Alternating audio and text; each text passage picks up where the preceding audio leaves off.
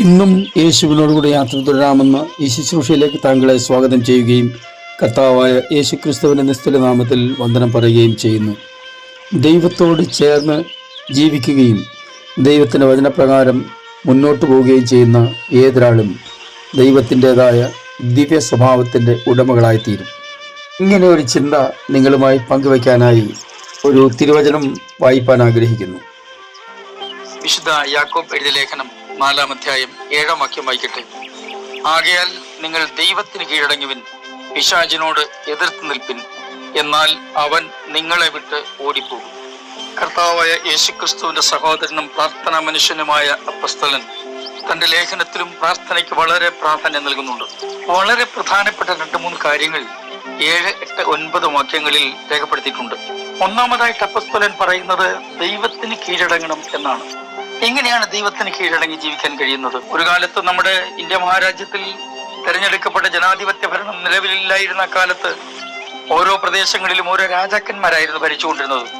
പ്രവിശ്യകളും സംസ്ഥാനങ്ങളും അങ്ങനെ പല നിലകളിലൊക്കെ പേരിട്ട് വിളിച്ച് അപ്പോൾ തന്നെ തൊട്ട് അയൽപക്കം കൂടി പിടിച്ചടക്കാനുള്ള വ്യാമോഹത്തോടെ യുദ്ധത്തിന് പുറപ്പെടുക. യുദ്ധം പരാജയപ്പെട്ട് കഴിയുമ്പോൾ ഈ പരാജയപ്പെട്ടയാൾ അവിടെ കീഴടങ്ങണം.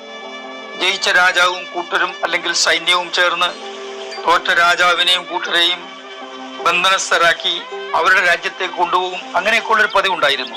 അപ്പോൾ ഇവിടെ കീഴടങ്ങുക എന്ന് പറയുമ്പോൾ ഒരു യുദ്ധം കഴിഞ്ഞുള്ള അവസ്ഥയെക്കുറിച്ചാണ് നമ്മൾ മനസ്സിലാക്കുന്നത്. എന്നാൽ ദൈവത്തിന് കീഴടങ്ങുക എന്ന് പറയുമ്പോൾ അതിന്റെ അർത്ഥം ഒരിക്കലും ദൈവത്തോട് യുദ്ധം ചെയ്തിട്ട് ദൈവസന്നിധിയിൽ കീഴടങ്ങുക എന്നുള്ളതല്ല. ഭാര്യമാരെ നിങ്ങൾ ഭർത്താക്കന്മാർക്ക് കീഴടങ്ങുവിൻ എന്ന് പറഞ്ഞാൽ അതിന്റെ അർത്ഥം ഇവർ തമ്മിലുള്ള യുദ്ധം കഴിഞ്ഞിട്ട് ഒടുവിൽ ഒരാൾ പരാജയപ്പെട്ടയാൾ കീഴടങ്ങണം എന്നുള്ള അർത്ഥത്തിലല്ല. ജയിച്ച രാജ്യവും ആ ഭരണാധിപന്മാരും കൊടുക്കുന്ന ആനുകൂല്യങ്ങൾ മാത്രമേ ഇവർക്കുള്ളൂ. ബാബേൽ പ്രവാസത്തിന്റെ ഓർമ്മകൾ തുടിക്കുന്ന ഒരു സങ്കീർത്തനമാണ് 137-ാം സങ്കീർത്തനം. പ്രവാസികൾക്ക് അവിടെ എല്ലാ സുഖസൗകര്യങ്ങളും ഉണ്ട്, അപ്പോൾ തന്നെ അവർക്ക് സന്തോഷമില്ല എന്നാണ് ഇവിടെ രേഖപ്പെടുത്തിയിരിക്കുന്നത്. എന്നാൽ ദൈവത്തിന് കീഴടങ്ങുന്ന ഒരു വ്യക്തിക്ക് എന്തായിരിക്കും അവസ്ഥയെന്ന് നാം ചിന്തിച്ചിട്ടുണ്ടോ? അപ്പസ്തോലന്മാരുടെ പ്രവൃത്തികൾ എന്ന പുസ്തകത്തിന്റെ 9-ാം അധ്യായത്തിൽ നമുക്ക് ശൗൽ എന്നയാളിനെ കാണാൻ കഴിയുന്നുണ്ടല്ലോ.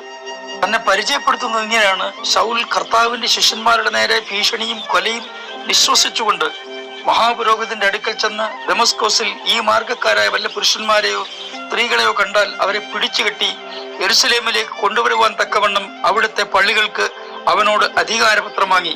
ദൈവത്തിന് കീഴടങ്ങാത്ത ശൗലിനെയാണ് നമ്മോട് കാണുന്നത്. എന്നാൽ ദൈവത്തിന് കീഴടങ്ങിക്കഴിഞ്ഞ് നമുക്ക് ശൗലിനെ പൗലോസായി ലഭിച്ചിട്ടുണ്ടല്ലോ തിരുവചനത്തിൽ.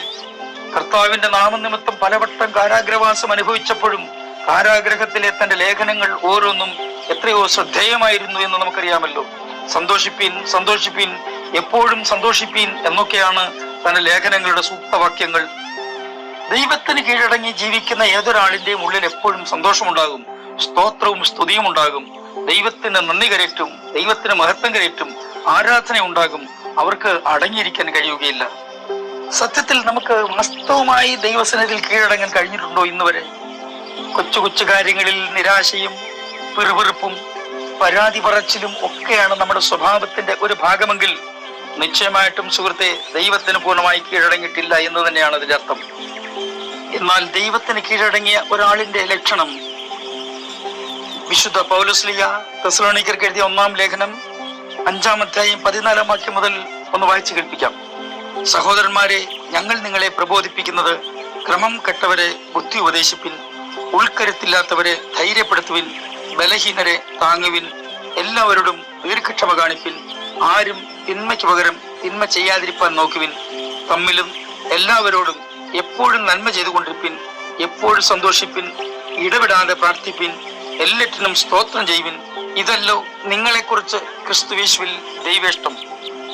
അതായത് ദൈവത്തിന് കീഴടങ്ങുന്ന ഒരു വ്യക്തി നിശ്ചയമായും ജീവിതത്തിൽ ഏത് പ്രതിസന്ധിയുടെ മധ്യത്തിലും സന്തോഷിക്കുന്ന ആളായിരിക്കും, ഇടപെടാതെ പ്രാർത്ഥിക്കുന്ന ആളായിരിക്കും. നമ്മൾ ആരോടാണ് കൂടുതൽ ഇടപെടുന്നതും സഹവസിക്കുന്നതും സഹകരിക്കുന്നതും ആളിന്റെ ചില സ്വഭാവ വിശേഷങ്ങളൊക്കെ നമ്മിലും വന്നു ചേരാൻ സാധ്യതയുണ്ട്. അവരുടെ പല ശീലങ്ങളും നമ്മുടെ ശീലങ്ങളായി മാറാൻ സാധ്യതയുണ്ട്.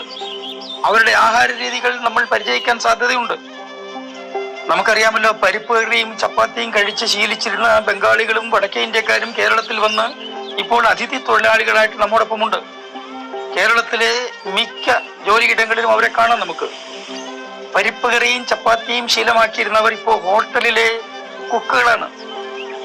മലയാളി മെനു അവർക്ക് നല്ലോണം അറിയാം. നമ്മളെക്കാൾ നല്ലോണം മീൻ കറി വെക്കും. ബാക്കി എല്ലാ വിഭവങ്ങളും മലയാളിയുടെ തനിമ ഒട്ടും ചോറിക്കളയാതെ അവർ നമുക്ക് ചെയ്തു തരും. എന്നതുപോലെ ദൈവത്തിന് കീഴടങ്ങിയാൽ ദൈവത്തോടൊത്തായിരിക്കും നമ്മുടെ വാസം. അപ്പോൾ ദൈവത്തിന്റെ സ്വഭാവങ്ങൾ നമ്മിലേക്ക് പകരപ്പെടും. അറിഞ്ഞോ അറിയാതെയോ നാം അങ്ങനെ ആയിത്തീരും. യുദ്ധത്തിൽ തോറ്റവർ തടവുകാരായി മാറുമ്പോൾ ദൈവസന്നിധിയിൽ കീഴടങ്ങുന്നവർ ക്രിസ്തുവിൽ സ്വാതന്ത്ര്യം പ്രാപിക്കുകയാണ് ചെയ്യുന്നത്. അതുകൊണ്ടത്രേ ഗലാത്യ ലേഖനത്തിൽ എഴുതിയിരിക്കുന്നത്, സ്വാതന്ത്ര്യത്തിനായി ക്രിസ്തു നിങ്ങളെ സ്വതന്ത്രരാക്കി. ദൈവത്തിന് മഹത്വം കൊടുക്കാനും ദൈവത്തെ ആരാധിപ്പാൻ നമ്മുടെ പഞ്ചേന്ദ്രിയങ്ങളെ ദൈവം സ്വതന്ത്രമാക്കി. നന്മ ചെയ്യാൻ ദൈവം നമ്മെ പഠിപ്പിച്ചു.